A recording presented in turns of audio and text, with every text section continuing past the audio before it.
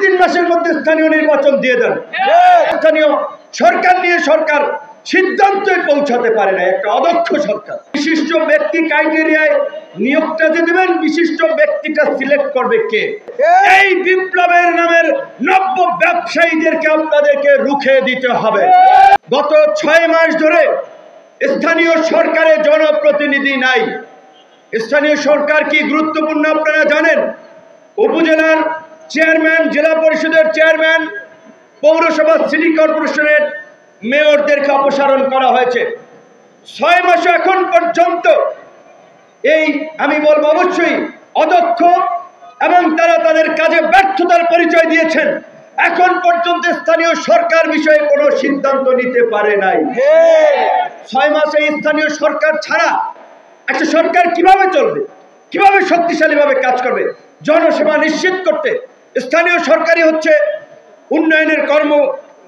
উন্নয়নের মূল কেন্দ্রবিন্দু। সেখানে এখন পর্যন্ত স্থানীয় সরকার নিয়ে সরকার সিদ্ধান্তে পৌঁছাতে পারে না, একটা অদক্ষ সরকার। তাহলে এই সরকার, স্থানীয় এই পৌরসভা, সিটি কর্পোরেশন চলবে কিভাবে? জনগণ সেবা পেতে ভোগান্তি হচ্ছে। আমরা দেখতে পাচ্ছি কোথাও আমলা, কোথাও বিশেষ ব্যক্তি বিবেচনায় বিভিন্ন জায়গায় নিয়োগ দেওয়া হচ্ছে। শুনতেছি উপজেলা পৌরসভায় প্রত্যেক জায়গায় নাকি এরকম বিশিষ্ট ব্যক্তি ক্রাইটেরিয়ায় নিয়োগ দেওয়া হবে। বিশিষ্ট ব্যক্তি ক্রাইটেরিয়ায় নিয়োগটা যে দেবেন, বিশিষ্ট ব্যক্তিটা সিলেক্ট করবে কে? কোন অথরিটি? এই সমস্ত ভাওতাবাজি চলবে না। পরিষ্কারভাবে আমরা বলছি, আগামী 2-3 মাসের মধ্যে স্থানীয় নির্বাচন দিয়ে দেন। এবং এই যে জেলা পরিষদ, উপজেলা পরিষদের চেয়ারম্যানদেরকে সরানো হয়েছে, পৌরসভা, সিটি কর্পোরেশনের মেয়রদেরকে সরানো হয়েছে, অথচ ইউনিয়ন পরিষদের চেয়ারম্যানদেরকে আবার রেখে দিয়েছেন। এখন আবার এই যে আমাদের গণ অভ্যুত্থানের আমরা যারা অংশীজন, যারা চেতনার কথা বলি, বিপ্লবী দাবি করি, তারাও অনেকে কিন্তু দল ভারী করতে এই সমস্ত চেয়ারম্যান তাদেরকে কিন্তু শেল্টার দিচ্ছে। এই অপারেশন ডেভিল হান্ট কিংবা এই যে বিভিন্ন ভাবে যারা গ্রেপ্তার হচ্ছে, খোঁজ নিয়ে দেখেন থানায় কারা ছাড়াতে যাচ্ছে। এমনকি এদের মামলাগুলো জামিনের জন্য কোর্টে কারা দাঁড়াচ্ছে।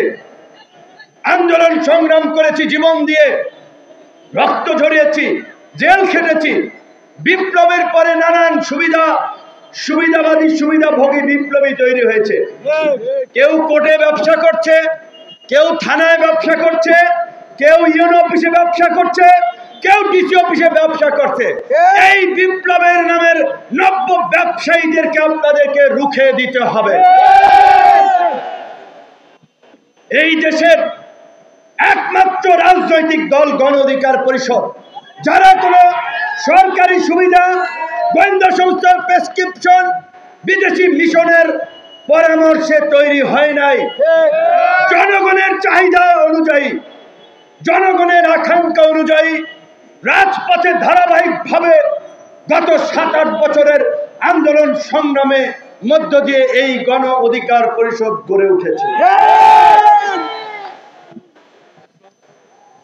কাজে আমরা মনে করি আজকে জন আকাঙ্ক্ষা পূরণে এই ভাওতাবাজি এবং ভণ্ডামির রাজনীতির মুখোশ উন্মোচন করার জন্য এবং ফ্যাসিবাদী শক্তি নির্মূল না হওয়া পর্যন্ত গণ অধিকার পরিষদকেই রাজপথে সোচ্চার ভূমিকা পালন করতে হবে। তাই আগামী 19 তারিখের জেলাব্যাপী কর্মসূচিতে লিফলেট এবং গণসংযোগের মাধ্যমে দেশবাসীকে কানেক্ট করে পরবর্তীতেও নিষিদ্ধের জন্য প্রয়োজনে আমরা টানা অবস্থান কর্মসূচি এই ঢাকায় পালন করব। এই জাতি বড় দুর্ভাগা, এই জাতি বড় অভাগা, এই জাতির কৃষক, শ্রমিক, মেহনতি মানুষেরা, এই জাতির বীর সন্তানেরা ইতিহাসের দেশের সংকটে বারবার বুক চিতিয়ে লড়াই করেছে, জীবন দিয়েছে, কিন্তু পরিবর্তনের সুফল ভোগ করেছে গুটি কয়েক উঁচু তলার লোকেরা।